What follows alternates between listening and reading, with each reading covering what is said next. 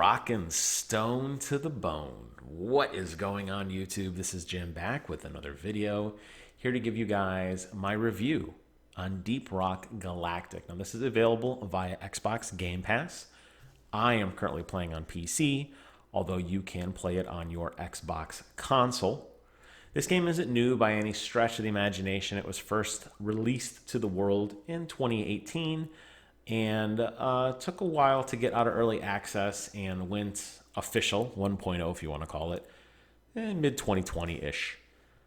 Xbox picked it up, and it was a console exclusive, still as I know. You can still only get it on the Xbox. And it eventually worked its way over to Game Pass, where me and 3 of my friends picked it up, and we have been having an absolute blast with it.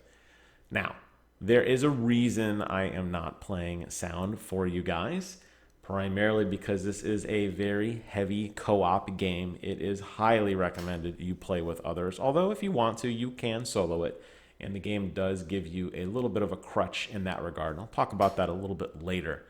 But because I was playing with my friends and I had TeamSpeak on and the game audio bled into their audio, we don't always talk about the game.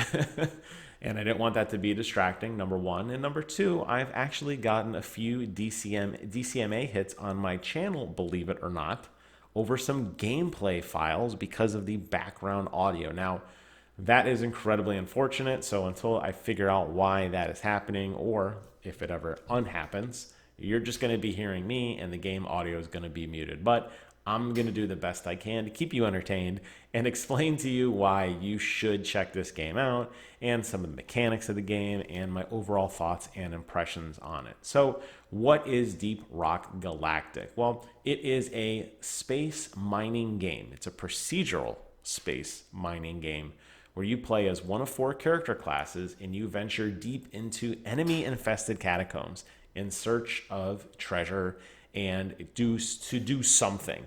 There are different types of missions. Some of them are escort missions. Some of them are, reassemble a fuel pipe underground. Some of them are go get 1,000 of some material and bring it back to the ship. It depends. The consistency here is it's a heavy emphasis on exploration and a big reliance on teamwork, because as you see, every character, there's 4 classes to choose from. They all have different abilities. So certain character classes, like my friend Kevin, he's able to lay down a grappling hook that we can all ride together, which is what you see me doing there. I like to play as the engineer. Engineer is really useful because they can make those really cool platforms to stand on. And they also have a defensive sentry turret that they can place, which allows them to fortify a location pretty well. All the classes, I wouldn't say they necessarily have weaknesses per se. You could really honestly probably beat the game with any of the classes. Unfortunately for the engineer, because they don't have that zip line like the scout does, they can pretty much go anywhere. The engineer is somewhat limited to the ground, which naturally gives you more of a defensive role. You kind of are more of just kind of a lookout for everybody else, and you're just kind of collecting things on the ground, which is fine. There's nothing wrong with that. And I really do enjoy it. I have actually only ever played as an engineer, and I think I just love the idea of having a defensive turret, and I like the idea of just kind of going slow, not getting crazy with all the goofy zip lines and platforms and everything. But if you want to, like I said, there's a class for everybody. There's the big dwarf Gatling gun that you upgrade to this giant flat cannon that kind of spins up and shoots, flamethrowers. There's a driller type that has these giant fists that's able to punch through rocks quickly. There's a lot here to choose from. Each of the classes have different weapons. Usually they have 2 different weapons. Then you have some sort of ability, and then you have some sort of mobility type ability. So in my case, as an engineer, I have a shotgun, I have a grenade launcher, I can deploy a sentry, and I am able to shoot out those pads that people are allowed to stand on. So I can make platforms pretty much anywhere. Now, along the way, you're going to find these various treasures, and that's where the majority of this game comes into play, is this treasure hunting and exploration. Since all the maps are the procedural, you will never get 2 of the same maps again. You just kind of don't know what to expect. You're just going to kind of go out there and look around. I think what will immediately draw your attention to this game is just how beautiful it is in such a very simplistic way. The graphics and the lighting in particular are phenomenal. And you see here that it is pretty dark unless you are using one of your flares to throw out. Now, they do recharge over time, so it's not like you are going to be in the dark for too long.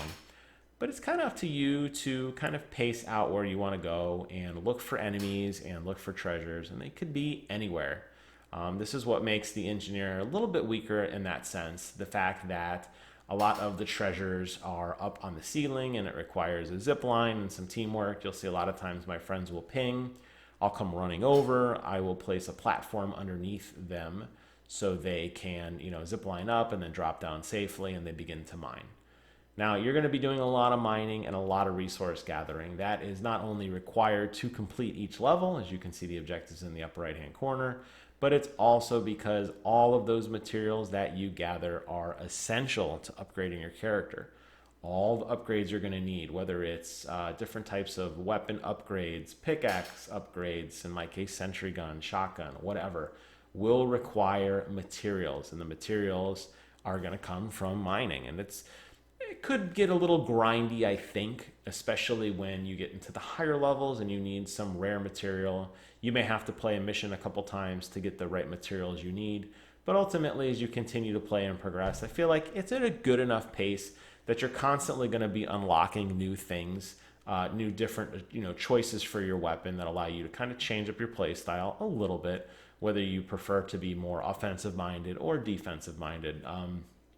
One of the early perks that I took actually replaced my 2 sentry guns with one single very powerful sentry gun. So a lot of times I'll set up my sentry gun and kind of fortify position and just kind of hang out behind my sentry gun, which has increased range and increased damage. And it's a lot of fun to kind of smoke enemies and watch them slowly come to you, and your little sentry guns just rat-tat-tat. It's very fun. You're also going to get that handheld scanner. Every character gets that. And that handheld scanner is going to allow you to mark things in the horizon for your teammates. It also acts as kind of like a system to show where all your teammates are. You see they get outlined in white, so you can quickly locate them, move back together, set waypoints, that sort of thing. And I think where the challenge of this game starts to come in is as you get into the higher difficulty levels, especially if you ramp up the difficulty, the amount and the type of enemies starts to increase radically. Now, we are playing on just what they would call like normal difficulty, but there are multiple types, and you can increase the difficulty significantly. And what that's going to do is it's going to create larger enemies, stronger enemies, harder hitting enemies that work their way through the map and chase you. At certain set points in each map, typically after a certain standard amount of resources or a certain percentage of the map has been uncovered, you will have to face off against the Swarm. Now, the Swarm is a random group of enemies that pour out of just about every single instance of the map.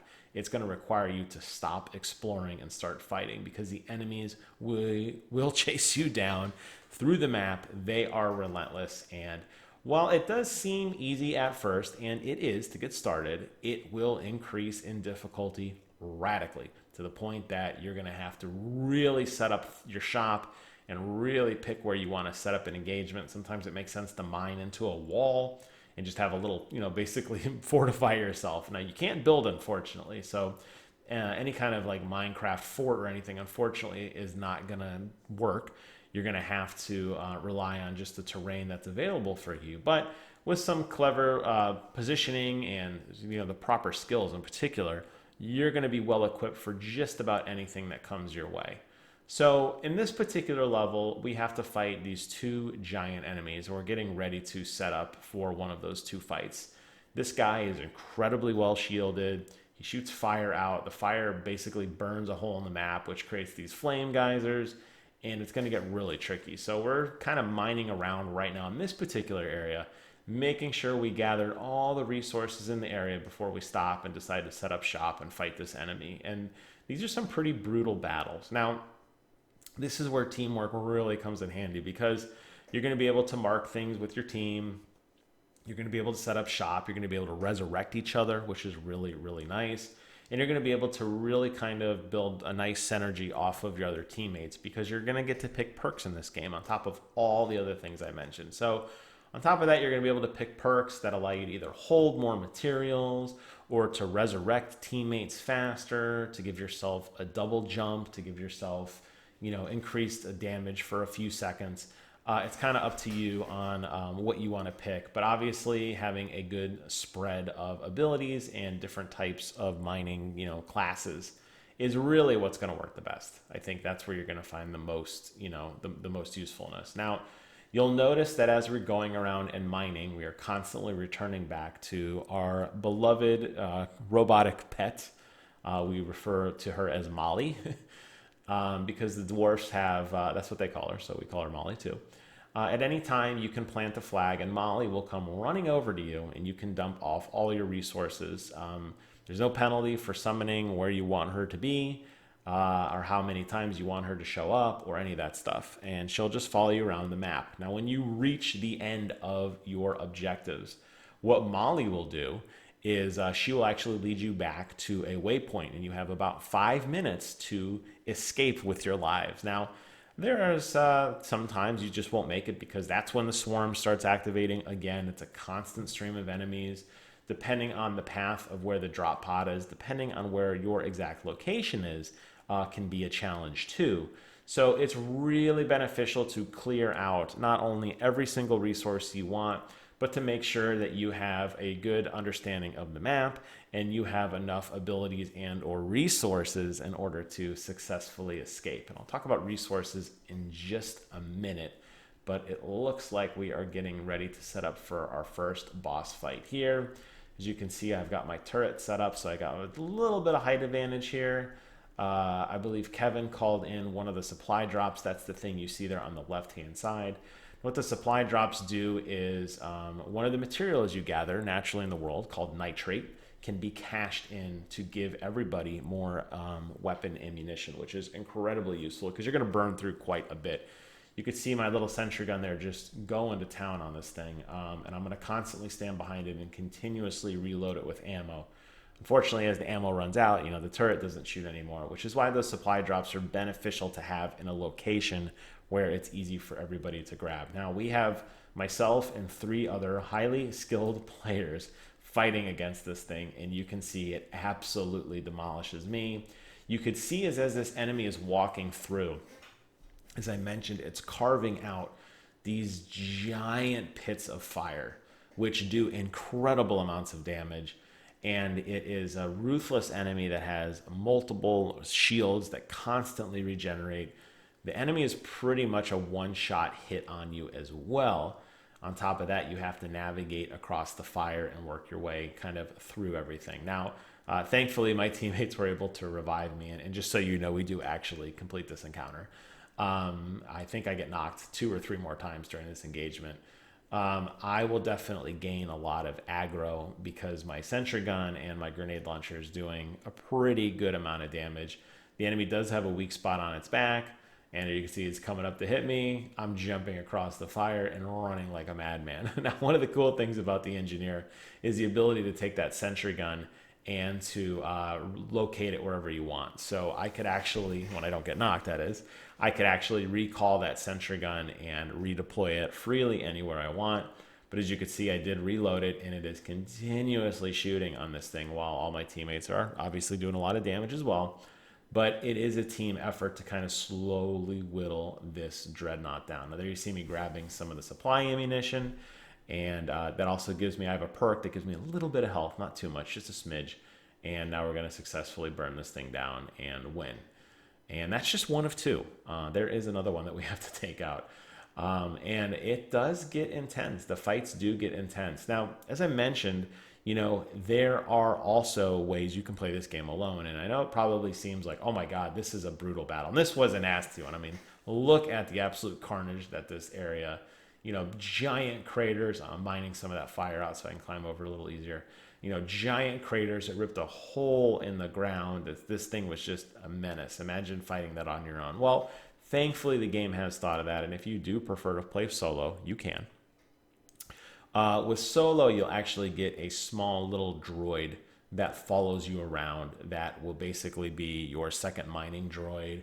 And it's basically just a support droid. It has a couple different functions that will kind of emulate what a teammate would do. But this game really deserves to be played with others because it is an incredible amount of fun. I should also mention that I am playing this on my PC. I did play it on windowed mode right now, so it is 1920 by 1080.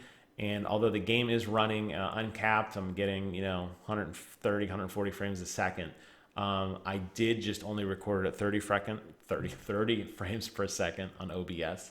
So if you are a performance enthusiast, fear not, you're going to get a nice juicy frame rate on your gaming PC. I don't know what it runs on the Xbox One.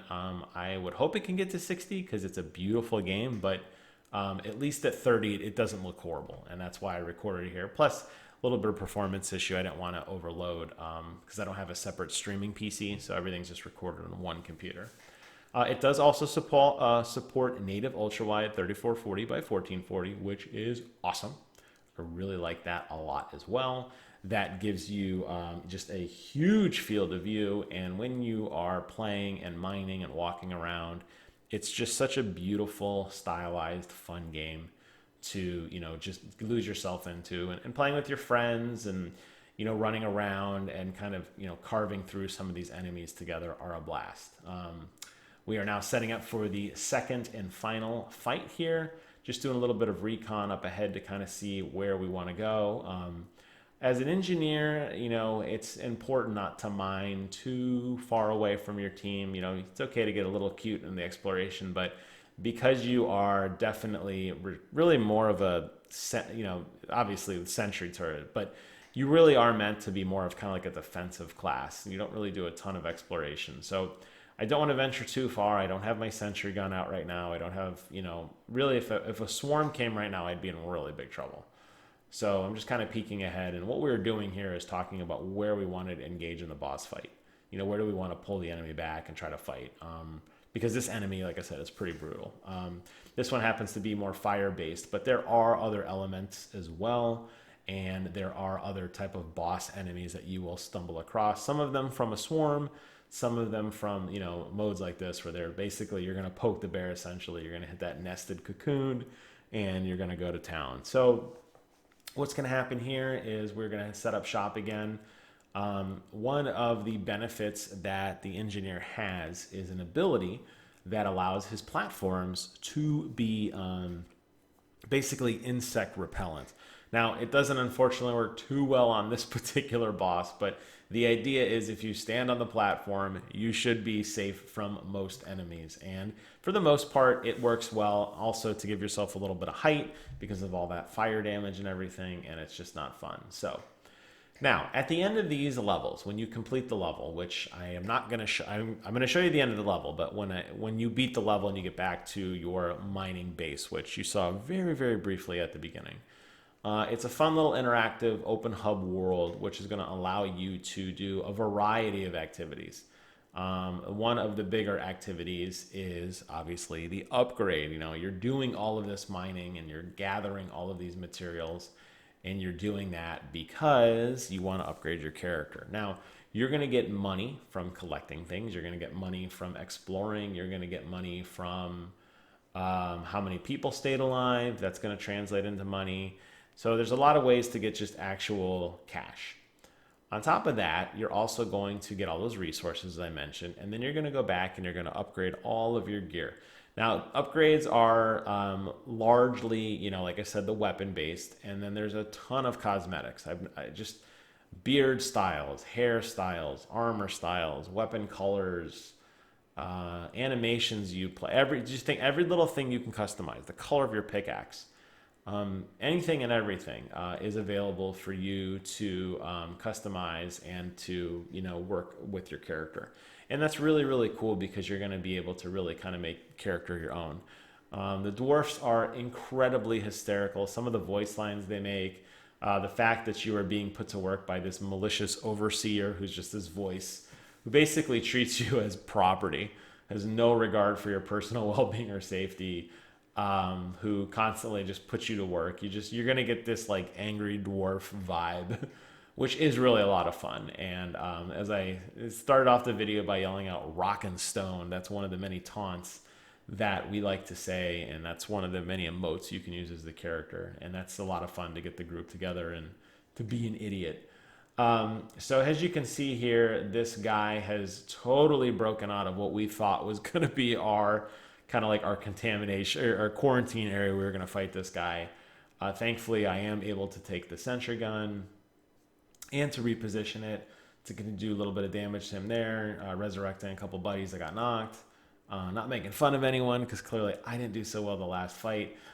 Thankfully, this one doesn't bother me as much. Just trying to get out of the fire here and kind of set up shop on the terrain here to kind of just lay down some fire. And eventually, we will take this dreadnought down and grab all the rewards from him and move on to the ending. So with the ending, since it's going to happen fast, I'm going to start talking about it now. With the ending, what happens is your Mali will go back to a predetermined location. And they are going to essentially leave, and it's time for you and everybody else to get the heck out of there before the timer runs out. So having completed all of the quest objectives and having done all the materials we need to do, we're going to go ahead and dump off our final bit of resources, and then we are going to call for the drop pod, and you're going to see Mali take off, and the timer is going to begin, and you have 5 minutes to frantically escape before all things just go to absolute hell. During this time, it's really important to have made sure you got everything you want to get. It's very important to have collected all the nitrate so you can call in a bunch of supply drops, make sure everybody has the right ammo and everything that they need, because what's going to happen is you're not going to really have time for that anymore. And then it's going to be kind of up to the team to move out and go have some fun, get out of here. So Kevin's riding on the Mali right now. I actually wanted to. I was jumping on his head. I got this weird physics glitch where I blew way high up in the air and almost died. You can see my health in the bottom left there. I'm not really sure how that happened, but I almost died, which was really unfortunate right as the supply drop began. But thankfully, I did get back enough shields to kind of survive. But basically, it's now us, chasing this thing. It's going to locate where the drop pod is. You see it there to the southwest.